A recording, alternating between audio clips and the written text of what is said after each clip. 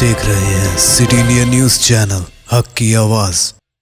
रियासती वजीर doctor V Srinivas Gaur ने आज जिला कलेक्ट्रेट महबूब नगर के रेवेन्यू मीटिंग हॉल में एक सहाफती कॉन्फ्रेंस को मुखातिब करते हुए कहा कि तेलंगाना हुकूमत आवाम की सहूलियात और आवाम को करप्शन से पाक हुकूमत फराहम करने के लिए कई एक इस्तेहालात ला रही है और रियासती वजीर के तारक रामाराव ने इस ज़िमन में LRS स्कीम को मुतारुफ करवाया। उन्होंने कहा कि LRS के मुताल्लिक़ आवाम में गैर ज़रूरी शकूक व शुबहात पाए जा रहे हैं।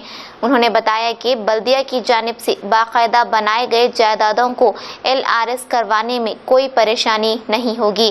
वज़ीर मौसूफ ने कहा कि इससे कबल सिर्फ ज़री अराजियत को ही पासबुक दी जाती थी, अब गैर ज़री अराजी को भी पासबुक दी जाएगी। నిన్న గౌరవ పురపాలక శాఖ మంత్రి గారు మున్సిపాలిటీలో ఉన్నటువంటి సమస్యలపైన ముఖ్యంగా చాలామంది ఇల్లు కట్టుకొని ఎన్నో సంవత్సరాలుగా వాళ్ళు జీవిస్తున్న రకరకాల కారణాల వల్ల ఆ ఇల్లు రిజిస్టర్ కాకపోవడం, ఎవరికైనా అత్యవసర పరిస్థితుల్లో అమ్మాలన్నా కూడా అన్రిజిస్టర్డ్ ప్రాపర్టీ కనుక ఎవరు కొనలేకపోవడం, ఇంకా కొన్ని భూ వివాదాల్లో కొన్నటువంటి ప్లాట్లకు కూడా రెగ్యులరైజ్ కాకపోవడం మూలాన అనేక ఇబ్బందులు వస్తూ ఉన్నాయి. మరి వాటి అన్నిటిని ఏం చేయాలని చెప్పి కేటీఆర్ గారు ఆధ్వర్యంలో నిన్న మీటింగ్ పెట్టి అందరం ఎమ్మెల్యేలు మంత్రులు అందరూ కూడా సమీక్ష చేయడం జరిగింది. దానిపైన మళ్ళీ ఈరోజు ఆల వెంకటేశ్వర రెడ్డి గారు, మేము, లక్ష్మారెడ్డి గారు, మరి అధికారులు, మా జాయింట్ కలెక్టర్ గారు, మున్సిపల్ చైర్మన్లు, మున్సిపాలిటీస్ పైన ఉన్నటువంటి ఏ రకాల భూములు ఉన్నాయి, ఆబాది గ్రామ కంట్రోల్లో కట్టినటువంటి భూములకు రిజిస్ట్రేషన్ కావు, అనేక రకాల కొన్ని పట్టా భూములలో కూడా ఉన్నటువంటి వాళ్ళకు కూడా రిజిస్ట్రేషన్ కావు, పట్ట భూములలో కొన్నటువంటివి ఓనర్ లేకపోవడం మూలాన ఎప్పుడో చనిపోయి ఉంటాడు, కాగితం మీద రాసి ఇచ్చి ఉంటాడు. కనుక అలాంటివి చాలా ఇండ్లు కట్టుకునేటువంటి ప్రాంతాల్లో రిజిస్టర్ కానటువంటి వాటిని కూడా మనం రెగ్యులైజ్ చేసుకున్నట్లయితే, మరి ముఖ్యంగా అతి పేదవాళ్ళు ఉంటారు కనుక 100, 200, 300 గజాలు ఉన్నటువంటి వాళ్ళు ఇలా మనం రిజిస్ట్రేషన్ చేసి హక్కు కల్పించినట్లయితే వాళ్ళు లోన్ తీసుకొచ్చి కన్స్ట్రక్షన్ చేసుకోవచ్చు, పర్మిషన్తో కట్టవచ్చు, హౌస్ నెంబర్ ఇవ్వచ్చు, ప్రాపర్టీ ట్యాక్స్ గవర్నమెంట్కి రావడం కాకుండా ఆ యజమాని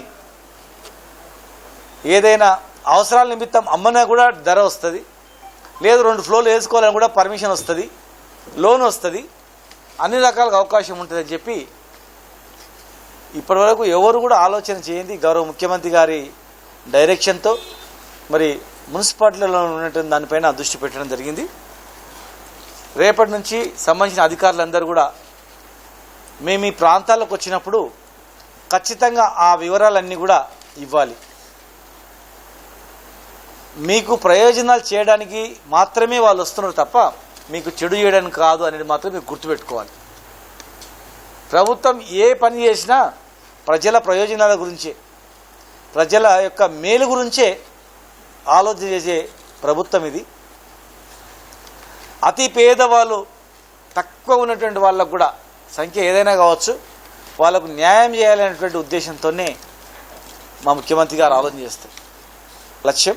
కనుక దాన్ని దయచేసి ప్రతి ఒక్కరు కూడా నిర్లక్ష్యం చేయకుండా మీరు ప్రయత్నం చేసి ఇచ్చినటువంటి కూడా చేయాలని చెప్పని, మరి LRSలో కూడా ఒక మంచి అవకాశం ఇచ్చేది కనుక LRSలో కూడా అందరూ అప్లై చేసుకోండి.